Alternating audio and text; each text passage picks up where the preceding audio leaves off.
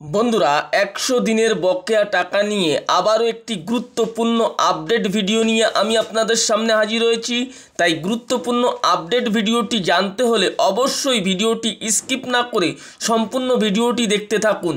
যে সমস্ত job card হোল্ডাররা বিগত 3 বছর ধরে তাদের বকেয়া টাকা তাদের ব্যাংক অ্যাকাউন্টে আসেনি, সেই সমস্ত বন্ধুদের জন্য এটি একটি খুশির খবর। কারণ 21শে ফেব্রুয়ারি 100 দিনের টাকা ঢুকতে চলেছে আপনাদের ব্যাংক অ্যাকাউন্টে। সেটা আবার মাননীয় মুখ্যমন্ত্রী মমতা বন্দ্যোপাধ্যায় নিজের মুখে ঘোষণা করেছেন। দেখুন, আগামী 21শে ফেব্রুয়ারি তাদের টাকা তাদের ব্যাংক অ্যাকাউন্টে চলে যাবে, রাজ্য সরকার দেবে। যারা 100 দিনের কাজ করে মাইনে পাননি হাত তুলুন।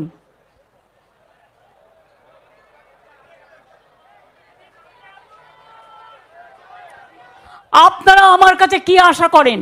লড়াই তো চলছে, আন্দোলন তো চলছে।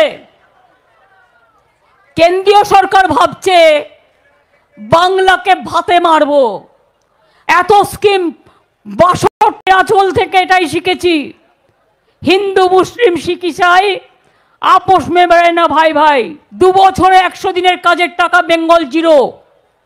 তা সত্ত্বেও আমরা কিন্তু 42 দিনের কাজ করিয়েছি জব কার্ড হোল্ডারদের নিজেদের টাকা দিয়ে। 19 লক্ষ ম্যান্ডেট আমরা তৈরি করেছি। এবার আমি আমার কথাটা বলবো।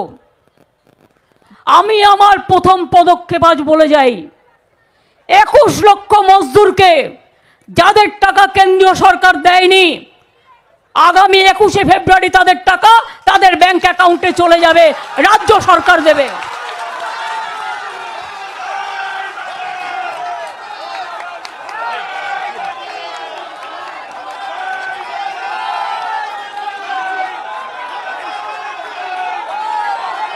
ব্যাংকের অ্যাকাউন্টে চলে যাবে 21শে ফেব্রুয়ারি।